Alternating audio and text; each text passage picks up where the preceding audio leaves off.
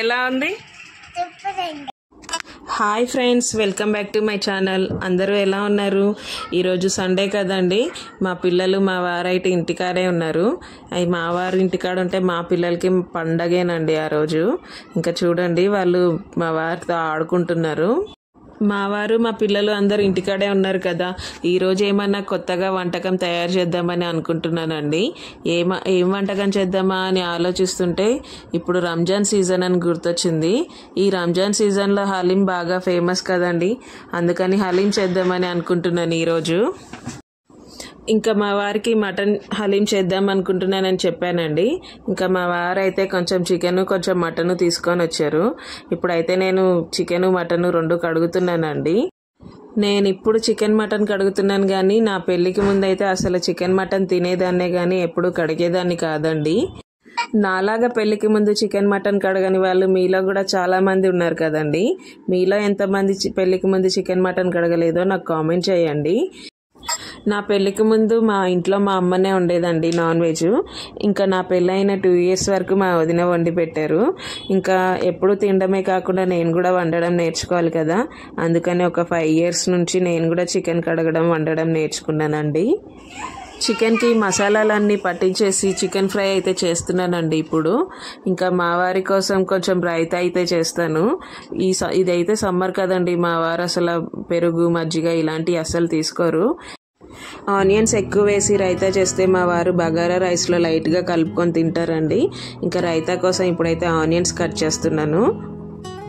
ఇంకా పెరుగు రైతాలో తడకలు కూడా అస్సలు తగలకూడదండి మా వారికి. అందుకని పెరుగుని మిక్సీ అయితే పట్టేస్తాను, తడకలు లాంటివి ఏమీ ఉండకూడదని. ఇంకా ఆనియన్స్ కూడా ఇలా పెద్ద పెద్దవిగా కట్ చేస్తానండి. చిన్న చిన్నగా కట్ చేస్తే మా వారికి టేస్ట్ నచ్చదంట. అందుకని ఇలా ఆనియన్ ముక్కలు కొంచెం కొత్తిమీర సాల్ట్ వేసి రైతా రెడీ చేశానండి. మధ్యాహ్నానికి లంచ్ అయితే ప్రిపేర్ చేసేసి కింద పెట్టేశానండి. అందరం కింద కూర్చొని తిందామని.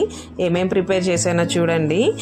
బగారా రైసు, పెరుగు రైతా, చికెన్ ఫ్రై చేశానండి.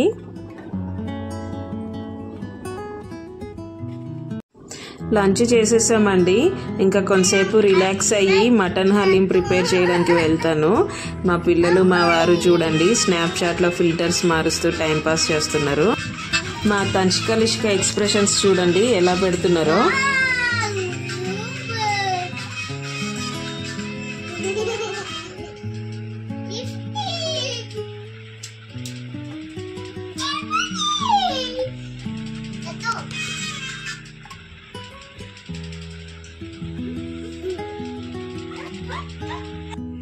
మటన్ హలీం చేయడం ప్రాసెస్ చాలా ఈజీనే కానీ టైం మాత్రం చాలా పడుతుందండి. నేను చూసిన వీడియోస్లో అయితే 2-3 hours టైం పడుతుందని చెప్పారు. కానీ ఏదన్నా సాధించాలన్న పట్టుదల ఉంటే తప్పకుండా సాధిస్తాం కదండి. అందుకని నేనైతే మటన్ హలీం చేయడానికి ప్రిపేర్ అయిపోయాను. ఇప్పుడు ఎలా ప్రిపేర్ చేస్తున్నానో చూడండి. ఫస్ట్ నేనైతే మటన్ని 1 hour సాల్ట్ వాటర్లో నానబెట్టానండి. ఇంకా వీడియోలో చూపిస్తున్నట్టు 2 spoons పచ్చిశనగపప్పు, ఒక 1/2 cup గోధుమ రవ్వ, ఒక 2 spoons మినప్పప్పు, 2 spoons బియ్యం అయితే తీసుకొని నానబెట్టానండి. వీటన్నిటిని నేను మధ్యాహ్నం 12ంటికే నానబెట్టానండి. ఇవి ఎంత నానితే అంత టేస్ట్ వస్తుందంట. అందుకని మినిమం 4-5 hours నానాలని చెప్పారు వీడియోలో. ఇప్పుడు నేను ఒక కుక్కర్ తీసుకొని స్టవ్ ఆన్ చేసి స్టవ్ మీద పెట్టానండి. అందులో 1 spoon నెయ్యి వేసి కిస్మిస్లు వేపుతున్నానండి. ఉంటే జీడిపప్పు కూడా ఫ్రై చేసుకోవచ్చు. ప్రెజెంట్ నా దగ్గర జీడిపప్పు లేదు, అందుకే నేను కిస్మిస్ చేస్తున్నాను. కిస్మిస్ ఫ్రై అయినాక ఒక గిన్నెలోకి తీసుకొని పక్కన పెట్టుకున్నాను.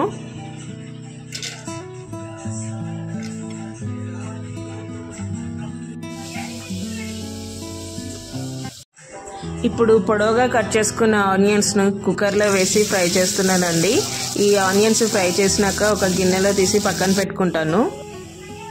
ఇప్పుడు మటన్లో కలుపుకోవడానికి 5 యాలకులు, కొన్ని మిరియాలు, కొన్ని లవంగాలు, 2 బిర్యానీ ఆకులు, చిటికెడు పసుపు, 1 spoon సాల్ట్, 2 పచ్చిమిర్చి, 2 1 inch దాల్చిన చెక్కలు తీసుకున్నానండి. ఇప్పుడు మటన్లో 1 spoon అల్లం వెల్లుల్లి పేస్ట్ వేసి ఇప్పుడు చూపించిన స్పైసెస్ అన్నీ వేసి బాగా కలుపుకుంటానండి. మటన్ని బాగా కలుపుకున్నాక కుక్కర్లోకి మార్చుకున్నానండి. ఒక పెద్ద సైజు గ్లాస్తో 2 గ్లాసులు వాటర్ అయితే పోసానండి. మటన్ని 6 విజిల్స్ వచ్చేదాకా ఉడికించుకుంటాను. మటన్ ఎంత మెత్తగా ఉడికితే హలీం టేస్ట్ అంత బాగుంటుందండి. ఇప్పుడు కుక్కర్కి మూత పెట్టేసుకొని స్టవ్ మీద పెట్టేశానండి. ఇప్పుడు మధ్యాహ్నం నానబెట్టుకున్న ఈ పప్పులన్నిటిని 2-3 టైమ్స్ నీట్గా కడిగి అడుగు మందంగా ఉన్న కడాయి తీసుకొని అందులో 1 లీటర్ వరకు నీళ్లు పోసి ఈ పప్పులన్నీ అందులో ఉడికించుకుంటాను. ఈ పప్పులన్నీ ఉడకడానికి టైం పడుతుంది కదండి. ఈ ఉడికే టైంలో మనము ఒక గరిటెతో కింద నుంచి తిప్పుకుంటూ ఉండాలి అడుగంటకుండా. చూడండి, నాకు 20 నిమిషాలకి ఇలా ఉడికిందండి. ఇప్పుడు పచ్చెనపప్పు ఉడికిందో లేదో టెస్ట్ చేస్తాను. పచ్చిశనగపప్పు ఉడికితే అన్ని పప్పులు ఉడికినట్టే నాకు తెలిసి, అందుకని ఇప్పుడైతే నేను పచ్చెనపప్పును టెస్ట్ చేస్తున్నా. పచ్చెనపప్పు అయితే మెత్తగా ఉడికిపోయిందండి.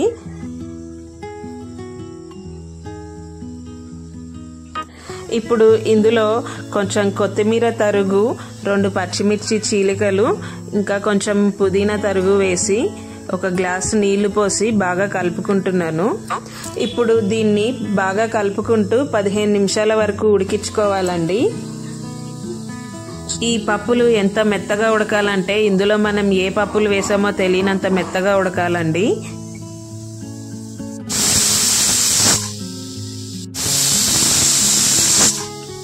ఇప్పుడు మటన్ అయితే 6 విజిల్స్ దాకా ఉడికించుకున్నానండి నేను. మటన్లో ఉన్న వాటర్ని సపరేట్ చేసి మటన్ని ఇలా పప్పు గుత్తితో అయితే మెత్తగా మెదుపుకుంటున్నాను.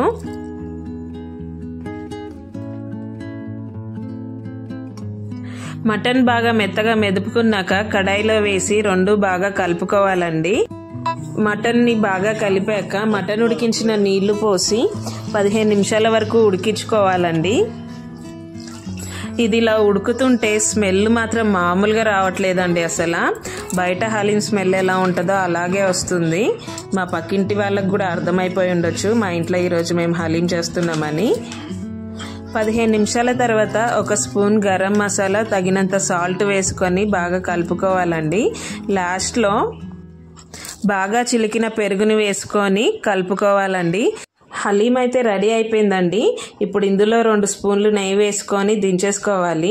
హలీంని దించే ముందు హలీము చిక్కగా లేకుండా చూసుకోండి. బాగా చిక్కగా ఉందంటే చల్లారాక గట్టిగా ఉంటుందండి. ఇప్పుడు మా వారికి మా పిల్లలకి అయితే ఇచ్చేసానండి టేస్ట్ చేయమని. మా వారు మా పిల్లలు అయితే ఎప్పటి నుంచో వెయిట్ చేస్తున్నారు హలీం ఎప్పుడు రెడీ అవుతుందా అని. మా వారు మాటలతో చెప్పట్లేదండి, సైగలతోనే చెప్తున్నారు ఎలా ఉందంటే. ఇప్పుడు మా లిష్కనైతే అడుగుదాము. ఎలా ఉంది? సూపర్ ఉందా? ఓకే. చూశారు కదండి మటన్ హలీం ఎలా చేశానో. ఈ వీడియో కనుక మీకు నచ్చినట్లయితే లైక్ చేయండి, షేర్ చేయండి. మటన్ హలీం ఎలా చేశానో కామెంట్ చేయండి. ఇలాంటి మరిన్ని మంచి వీడియోస్ కోసం మా ఛానల్ని సబ్స్క్రైబ్ చేసుకోండి.